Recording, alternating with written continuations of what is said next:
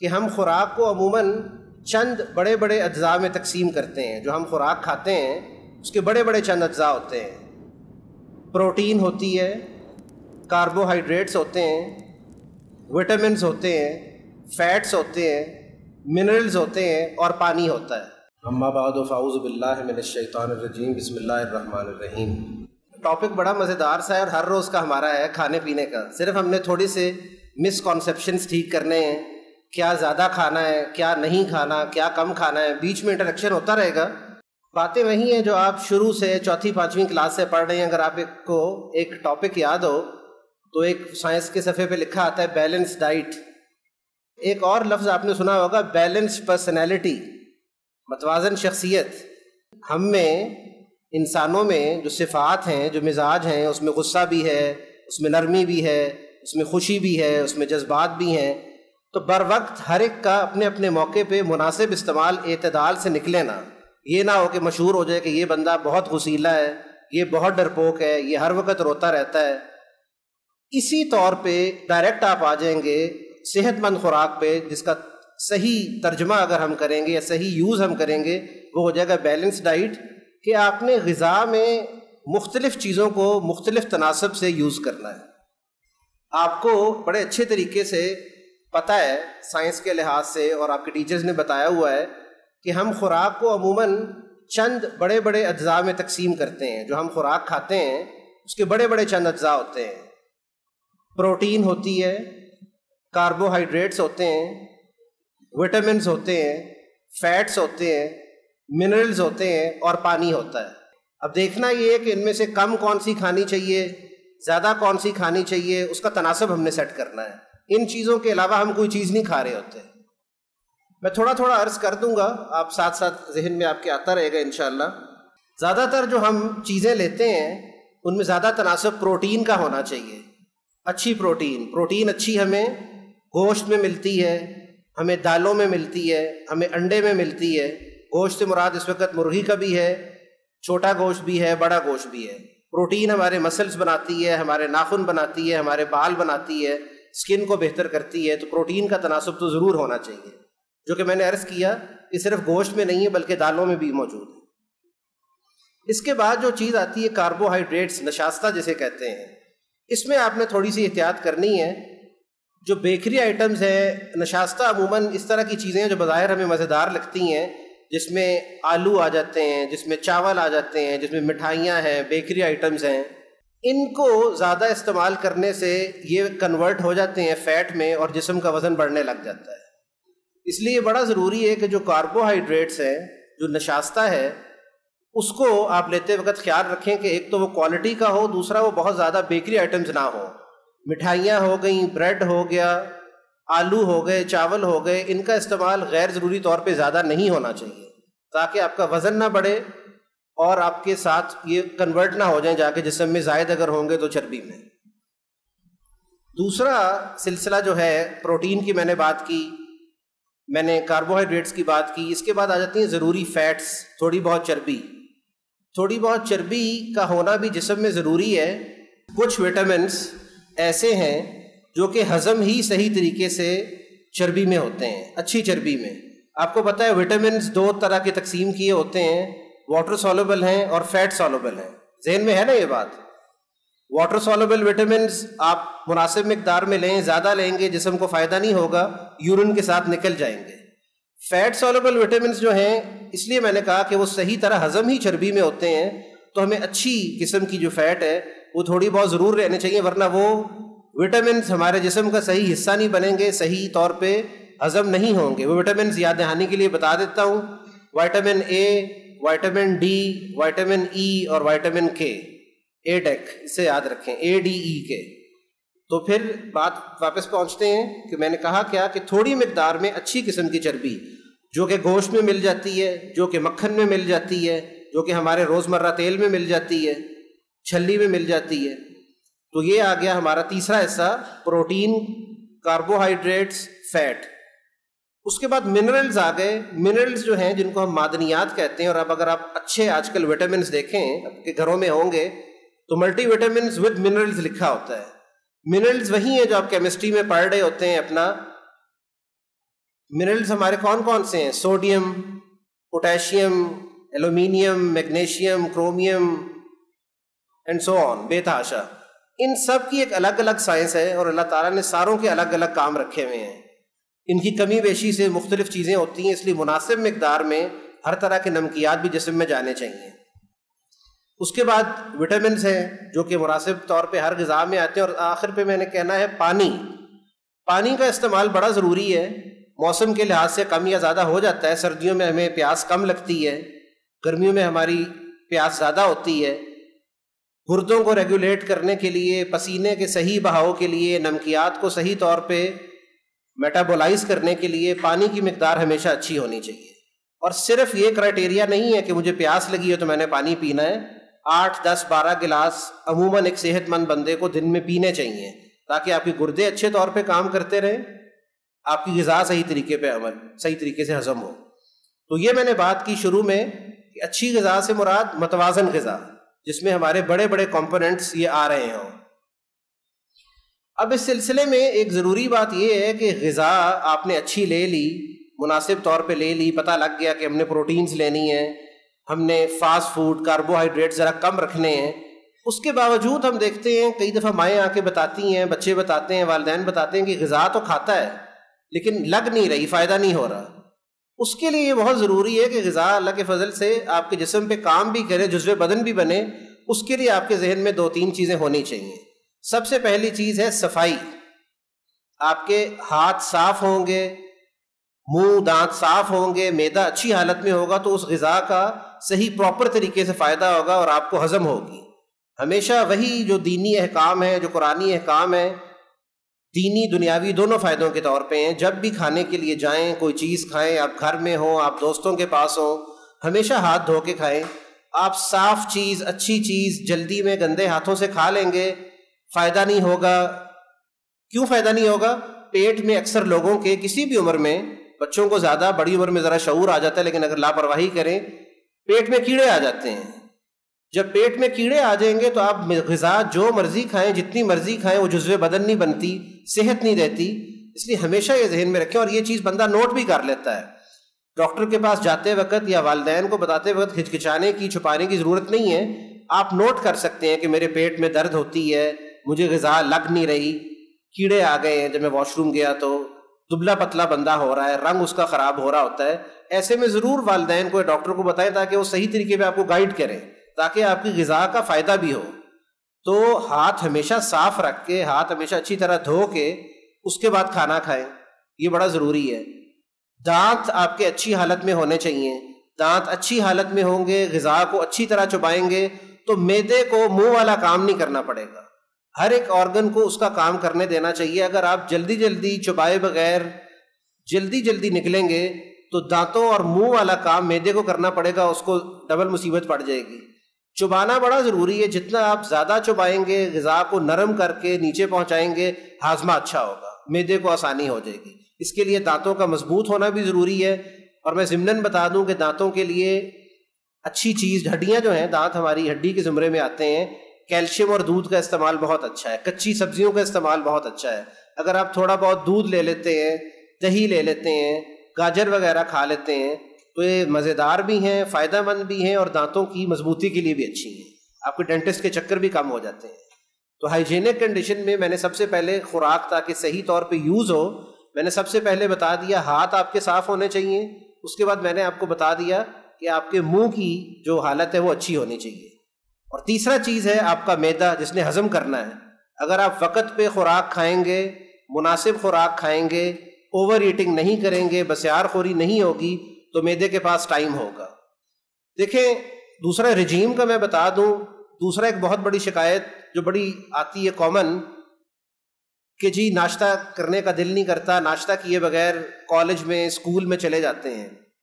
یہ دونوں کے لیے بات ہے، والدین کے لیے بھی، بچوں کے لیے بھی۔ کوانٹٹی اتنی میٹر نہیں کرتی۔ آپ ایک سیب کھا لیں، ایک کیلا کھا لیں، ایک بریڈ لے لیں، تھوڑا بہت ضرور کھائیں، کیونکہ آپ نے جا کے وہاں پڑھنا ہے، جو کہ ایک ذہنی کام ہے۔ رائٹ اوے کاربوہائیڈریٹس ہمارے میٹابولزم کو بہتر کرتے ہیں اور انرجی دیتے ہیں دماغ کو۔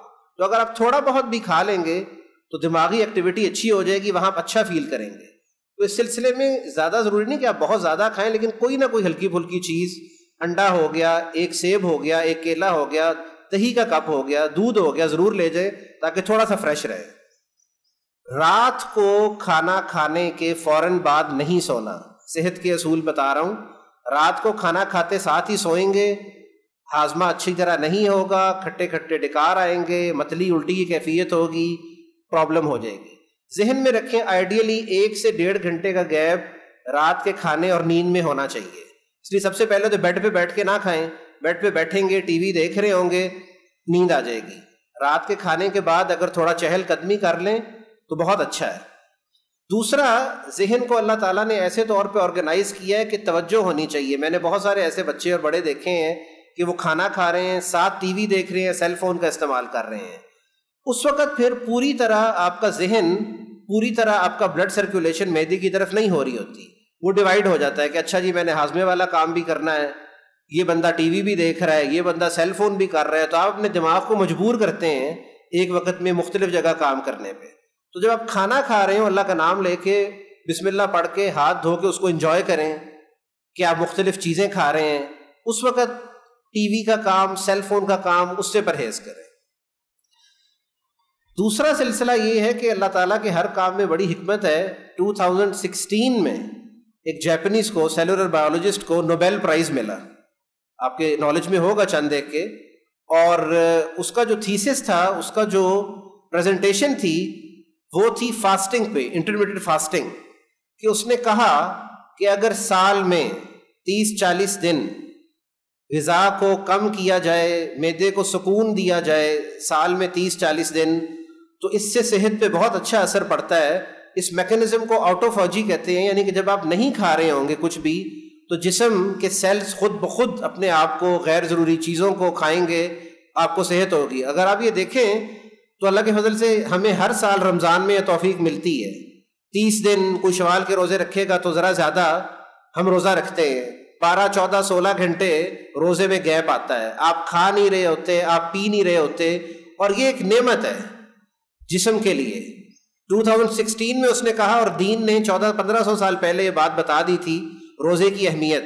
یہ ذہن میں رکھیں۔ میرے ضمناً بتا دوں، جب ہم نماز پڑھ رہے ہوتے ہیں، نماز کی حرکات کو دیکھیں، آپ رکوع میں جاتے ہیں، آپ قیام میں جاتے ہیں، آپ سجدے میں جاتے ہیں، ہر جگہ سائنٹیفک ریزنز ہیں۔ سجدے میں آپ جاتے ہیں، آپ کی بلڈ سرکولیشن دماغ کی طرف بہتر ہوتی ہے۔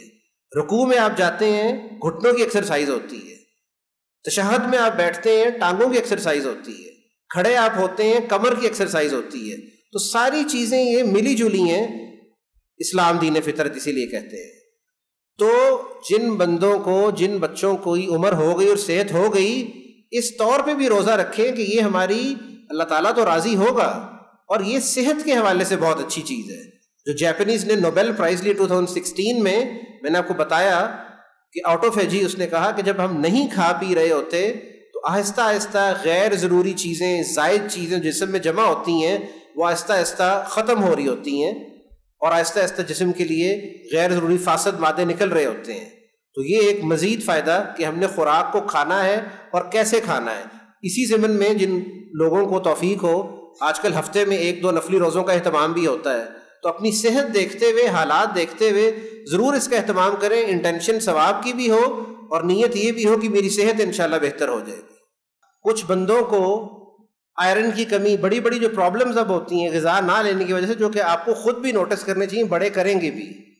کیڑوں کے لحاظ سے میں نے بتا دیا تھا، اگر آپ کو چکر خام خواہ آتے ہیں، اگر آپ کو لگتا ہے کہ دل تیز تیز دھڑکتا ہے، اگر آپ کو لگتا ہے آنکھوں کے آگے اندھیرا آ جاتا ہے، رنگ پھیکا پڑ رہا ہے، تو ایک بہت بڑی نشانی ہوتی ہے آئرن کی کمی کی، کہ بندے کے اندر خون کم ہو رہا ہے، مناسب غذا نہ لینے کی وجہ سے، یا اگین ان عوامل کی وجہ سے کہ کیڑے آ رہے ہیں اور ہضم نہیں ہو رہا۔